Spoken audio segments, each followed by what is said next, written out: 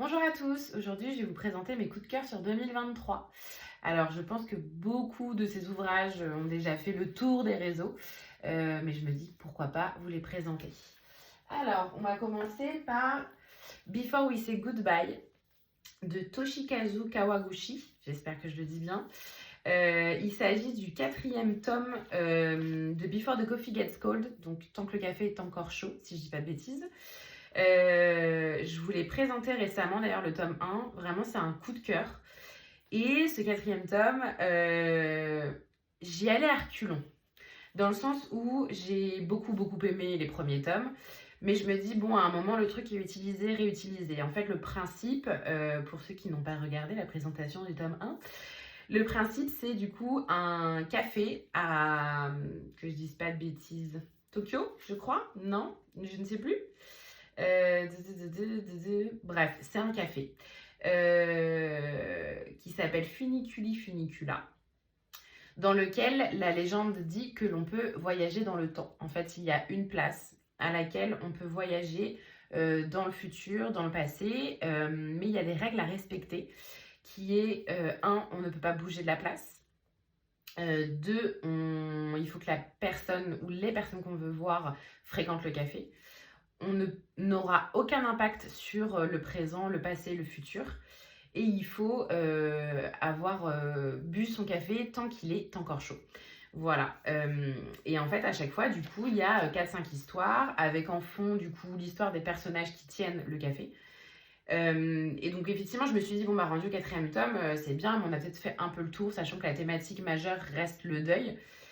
Bon, le chapitre avec le chien, je suis désolée, je spoil un peu, hein, mais le chapitre avec le chien, bah, clairement, je suis pas du genre, alors tout le monde dit que j'ai un petit peu un cœur de pierre, je suis pas du genre à pleurer devant les films et ni devant les livres. Sauf que du coup, 2023, moi, a été marqué par malheureusement la perte d'un animal de compagnie que j'avais depuis très longtemps. Et donc, ce chapitre-là a complètement résonné. Voilà. Donc, du coup, j'ai fini par pleurer sur ce chapitre. Donc, c'est une grande première pour moi. Je n'avais jamais pleuré devant un livre. Donc, je recommande très fortement et j'attends évidemment le prochain tome avec impatience. Voilà. Ensuite, nous avons du coup Divine Revolt que je vous ai présenté, la duologie. Donc, celui-ci est bien sorti en 2023. Le deuxième aussi, je pourrais le mettre dans mes coups de cœur, mais honnêtement, je l'ai terminé, j'ai terminé début 2024, donc ce serait triché. Celui-ci, du coup, vrai coup de cœur, très sympa. J'aimerais bien dire léger, mais pas si léger que ça. Mais on est quand même sur pour moi, du jeune adulte. Donc, non, franchement, très sympa, fantastique, amoureux, etc. Je recommande. Ensuite, nous avons Les 10 000 portes de January de Alexis Harrow. Comme vous pouvez le voir, je l'ai poncé. Je l'ai complètement effacé. Celui-ci, je l'ai lu, si je ne dis pas de bêtises, en début 2023. J'ai beaucoup aimé. J'ai mis un peu de temps à rentrer dedans parce que si mes souvenirs sont bons, c'est entrecoupé. En fait, c'est entrecoupé de deux. À chaque fois, il y a deux mondes différents. Je crois que c'est des flashbacks, etc. Du coup, non, c'est pas des flashbacks, c'est des explications sur justement le monde, le fonctionnement des portes, etc. Et j'ai un peu de mal avec ce genre de truc. Souvent, du coup, je me retrouve à arriver au nouveau chapitre qui ne m'intéresse pas et à reposer le livre. Au final, j'ai beaucoup aimé et du coup, ça m'a permis de surtout découvrir Alix E. Harrow et du coup, j'en ai beaucoup d'elle en attente. Celui-ci, du coup, je l'ai lu en traduit français, mais il existe aussi en VO. Voilà, je le conseille, du fantastique, très sympa, young adulte, même je dirais tout à fait possible adolescent. Voilà. Ensuite, nous avons Le restaurant des recettes oubliées de Hisashi Kashiwai, publié aux éditions Nami. Alors, pour la petite histoire, j'ai un toc, c'est-à-dire que j'aime beaucoup les livres et j'aime beaucoup certains ouvrages. J'aime bien choisir des types de publications. Et en fait, je suis tombée chez Durance, je crois, donc une librairie à Nantes, sur les éditions Nami que je ne connaissais absolument pas. Et vraiment, toutes les couvertures m'ont tapé à l'œil. Donc, je vais pas mentir, il y en a beaucoup que j'ai acheté. J'en ai beaucoup dans ma pile ici, d'ailleurs, en attente. Des éditions Nami à cause de la couverture. Moi, je sais pas bien. Mais du coup, celui-ci, vrai coup de cœur. J'ai même du coup le tome 2 qui m'attend pour 2024. C'est l'histoire du coup, je vais vous lire carrément la 4e de couverture. Caché dans les ruelles de Kyoto se trouve le petit restaurant des Kamogawa, d'où s'élèvent d'exquises odeurs de riz cuit, de nabe et de légumes sautés. En plus de savoureux repas faits de maison, Nagare et sa fille Koichi proposent une expérience qui sort de l'ordinaire. Reproduire un plat que leurs clients ont en mémoire, mais dont la recette est depuis longtemps oubliée. En fait, c'est un restaurant qui paye pas de mine d'extérieur et ce qui, en fait, souvent les gens vont arriver dans ce restaurant via une annonce qu'ils ont vue dans un magazine. Et en fait, c'est hyper intéressant parce que on découvre l'histoire du personnage au fur et à mesure, c'est-à-dire que chaque personnage est découpé en 2 chapitres, une partie, une deuxième partie, où au début ils viennent dans la démarche et la deuxième partie, ils viennent déguster le plat. Et ce que j'aime beaucoup, un petit peu comme Before the Coffee Gets Cold, c'est qu'on retrouve un petit peu toute la délicatesse des sentiments et des émotions à la japonaise, c'est-à-dire très pudique, mais en même temps, tout est là en filigrane. Voilà, donc vrai coup de cœur, hâte de lire le numéro 2. Ensuite, on va attaquer sur des séries. Voilà. Donc, j'ai commencé mon année avec cette collection-là de Sarah J. Maas. Je sais, les vrais vont me dire, tu aurais dû commencer par A Throne of Glass. Bon, il se trouve que du coup, j'ai commencé par A Court of Thorn and Roses.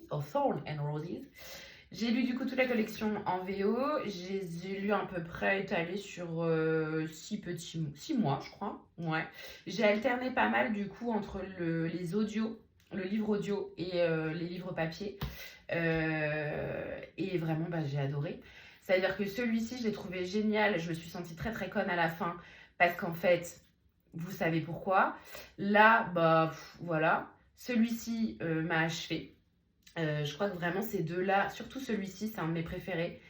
Celui-là, j'y suis allée avec pleine de légèreté. Tout le monde disait qu'il était pas ouf. Voilà, donc j'y suis allée avec très peu d'a priori. Du coup, c'était doux, c'était agréable. Et alors celui-là, j'y allais vraiment à reculons. Déjà, parce que j'avais aucune envie de quitter les personnages. De 2, on n'était pas du coup avec comment Feira, on était autour de Nesta. Nesta, je l'ai détesté tout là. Mais en fait, génial. Enfin voilà, je me suis fait avoir. Un vrai bleu. Du coup, génial. Et évidemment, après ça, j'ai commencé A Throne of Glass. Alors, ils sont pas dans l'ordre. Mais vous m'en voudrez pas. Je vous présente pas le dernier Kingdom of Ash parce que du coup, je suis en train de le lire. Donc celui-là, il sera pour 2024. Mais j'ai lu du coup tout cela. Ou pareil, j'ai alterné pas mal avec les livres audio et la liseuse. Mais évidemment, j'ai commencé par celle-ci. Voilà, j'ai commencé par The Assassin's Blade. Bon, ça c'est pareil, j'ai pas envie de lancer tout un débat. Beaucoup disent de pas le lire en premier. Bon, moi j'ai apprécié le lire en premier, parce que du coup ça m'a permis de vraiment accrocher avec le personnage. Célena Sordosienne, vraiment, sinon je serais pas rentrée dedans. La nana a vu des vertes et des pas mûres. Je pense qu'elle aurait dû mourir peut-être 1 million de fois. Vraiment, j'ai accroché, j'ai beaucoup aimé. Le seul regret que j'ai, du coup, si je ne dis pas de bêtises, c'est... Je suis perdue. Elle est perdue. C'est pas celui-là, ça doit être Empire of Storms. Ouais, je crois que c'est celui-ci et celui-ci. Bon, attendez, je ne vais pas vous dire de bêtises, donc on va vérifier. Mais non, c'est ça. Empire of Storms et Tower of Dawn. Si j'avais su, j'aurais tenté la lecture en tandem. Parce qu'en fait, ces deux-là se déroulent dans le même espace-temps, mais sont tournés autour de différents personnages. Ça, c'est à peu près toute la team. Et du coup, ça, c'est Cole et Nesrine. Ou Kale, comme les Américains disent. Moi, je vois des légumes verts. Du coup, Cole et Nesrine. Et franchement, une certaine personne saura pertinemment ce que je vais dire.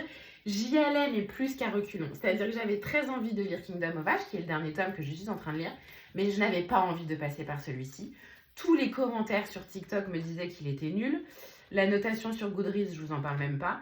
Donc je regrette un peu de ne pas avoir fait la lecture en tandem parce que je pense que j'aurais plus apprécié la lecture de ces 2 tomes parce que celui-ci, je l'ai gobé, c'était génial. Lui, ça a été un peu plus long. Au final, très contente sur la fin, mais sur la fin.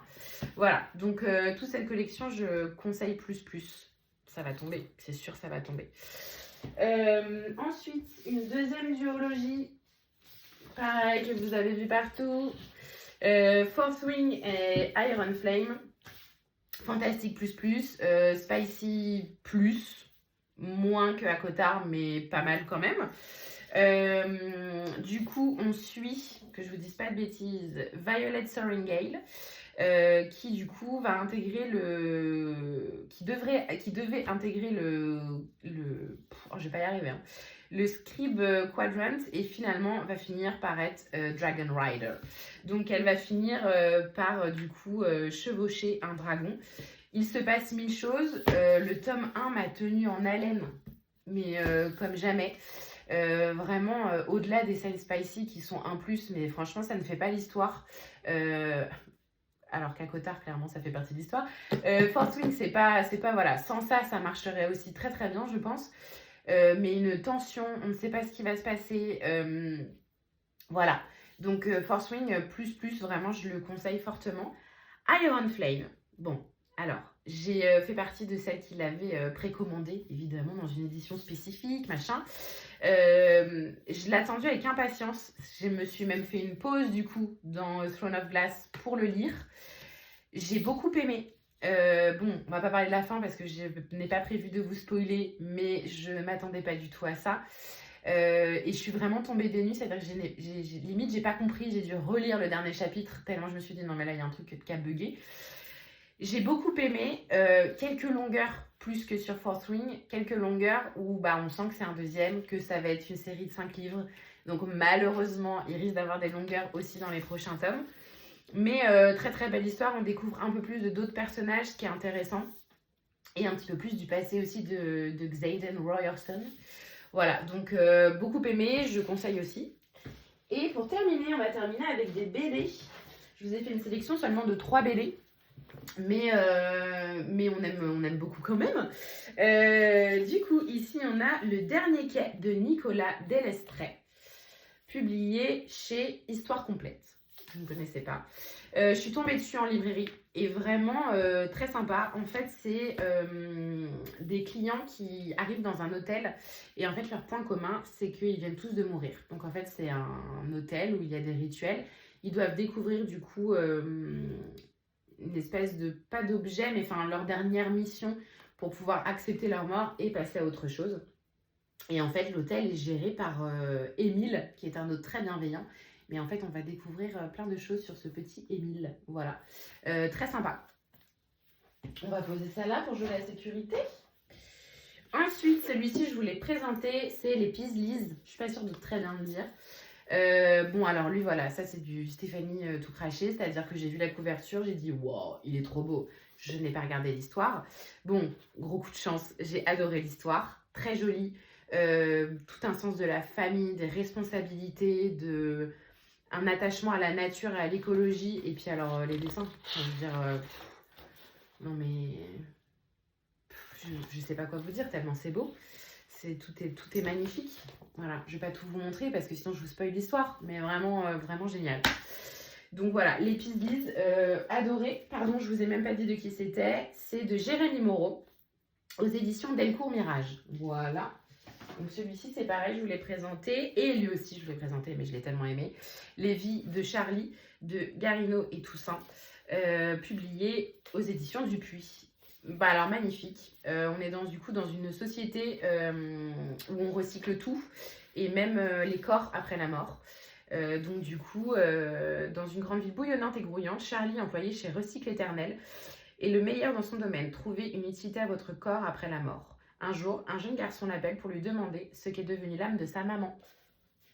Très joli, les couleurs sont folles aussi. Attendez, je vais essayer de vous montrer quand même 2-3 pages.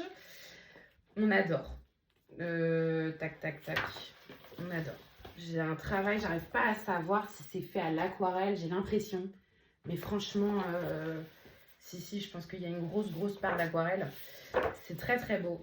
Il y en a une autre aussi. Je ne sais pas si je vais la retrouver. Celle-ci, je la trouve très très belle aussi. Les jeux de couleurs, etc. sont très très beaux. Voilà. Je clôture ici. J'en ai lu d'autres en 2023, mais je ne peux pas tout vous présenter. Donc j'ai présenté ce qui me revenait là. Je sais qu'il manque un jeudi saveur chocolat, parce que du coup c'est ma maman qui le lit à l'heure actuelle. Mais voilà, il y a trop de livres. J'espère que ça vous a plu. C'est très très long. Je risque de couper la vidéo en deux. Je vous remercie et je vous souhaite une très bonne journée.